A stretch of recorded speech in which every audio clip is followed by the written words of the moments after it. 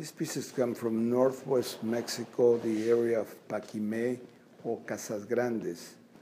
This is located in the northwest part of the state of Chihuahua. In the United States, they consider this to come from southwest United States, but obviously we see it all the way around. We see it from the south. So to us, it's northwest Mexico.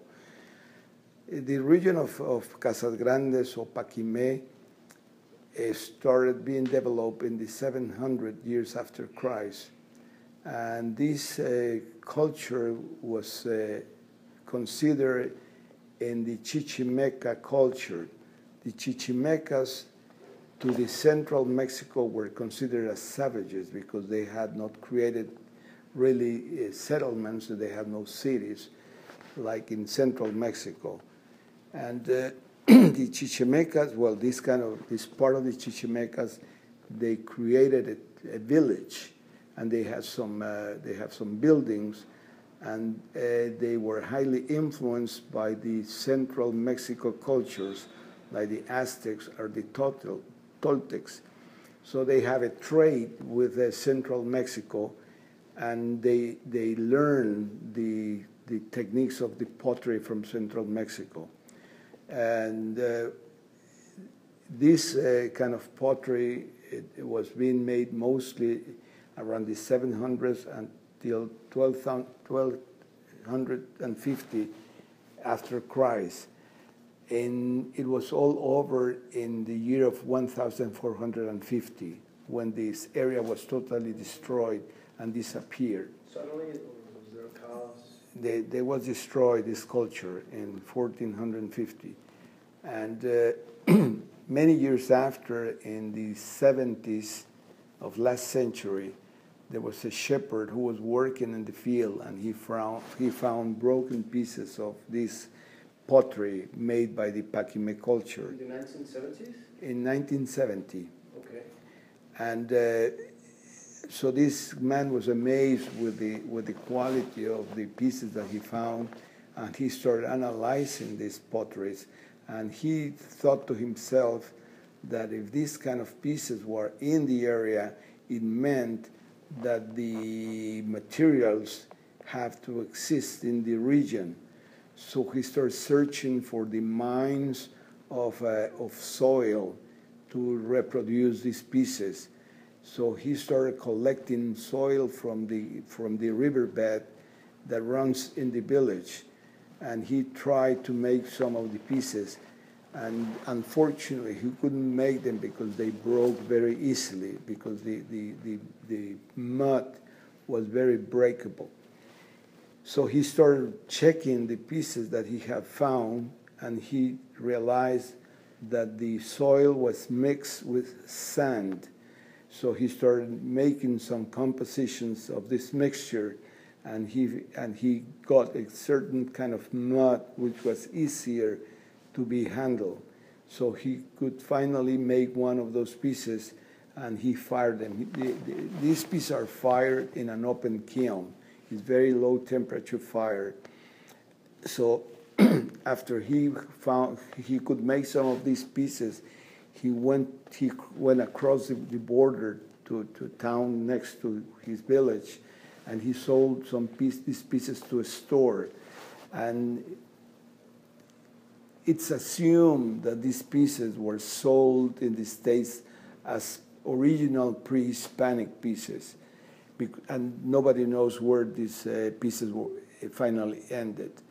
But there was a man, his name was Stephen McCulloch, who found some of these pieces in the stores in the border. So he bought 3 of them. He took them to his house, and he was, admiring them all the time in his house. And he finally decided to try to find the creator of these pieces. So he traveled into Mexico with his mother and a friend to search for the creator of these pieces. And Chihuahua is a very large state, so he started traveling from village to village until he found Casas Grandes, and he met Juan Quesada. from then on, they started a relationship, of trade of these pieces. And Stephen took them to the States to be sold.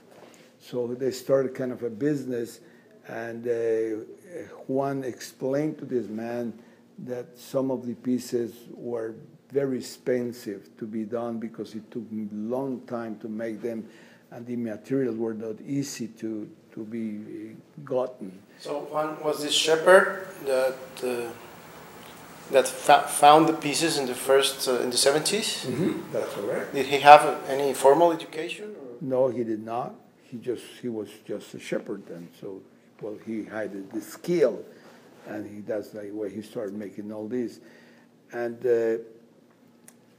they started making this kind of joint venture, Juan was making the pieces and Stephen was selling them in the States. And so they next time Stephen came back to the village, he found that there were 3 more people were making more pots. Each one had a different style.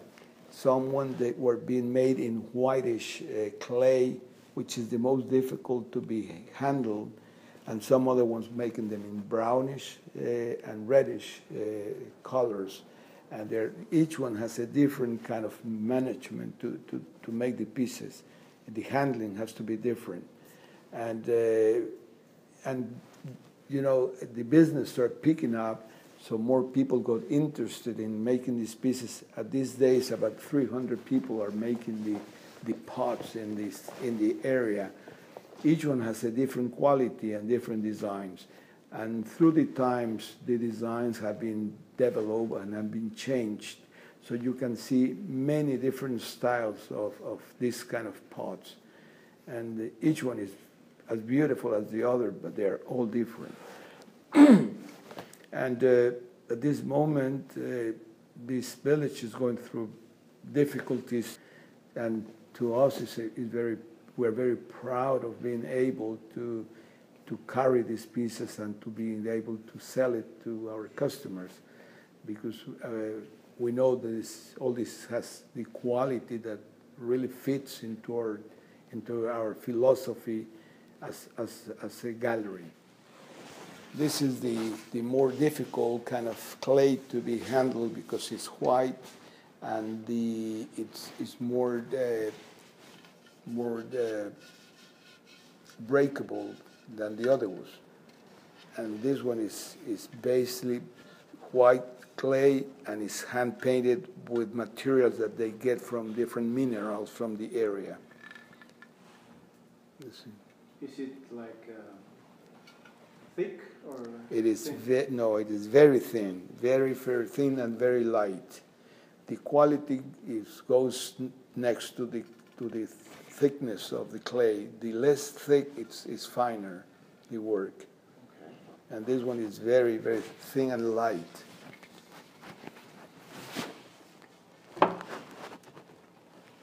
This piece, even though outside is highly decorated, you can see that inside it is all white, because that's the color of the material.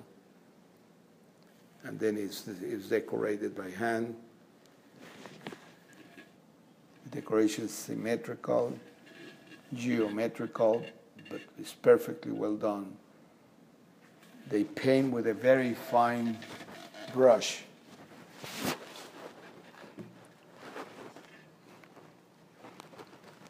This piece is made out of a mixture of different clays. It's like marble. They have beige and reddish clay. They are easier to be handled, but it doesn't mean they're bad quality. They're very fine as well.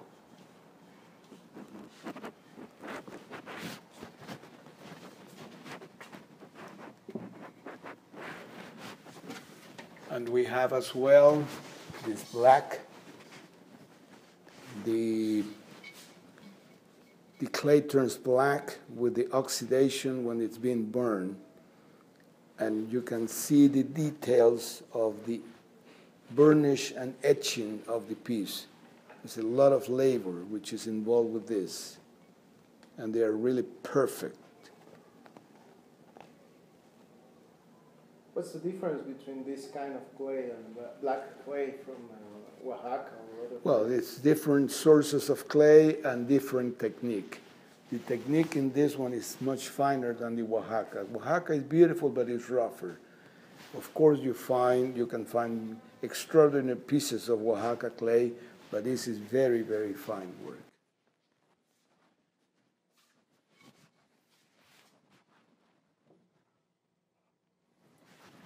So here you can see this is a new kind of design. This is a transformation of the traditional into something more contemporary. But it doesn't mean that it's less or better. It's just different. And this is all on relief because it's hand-etched. It's a lot of labor, a lot of work. This is the creation of a new artist, a very young new artist. These are beautiful pieces. So you can see in here all the diversity that we have of all these pieces. There's a large selection, and we are continually searching for new pieces and new designs. Okay. Thank you very much.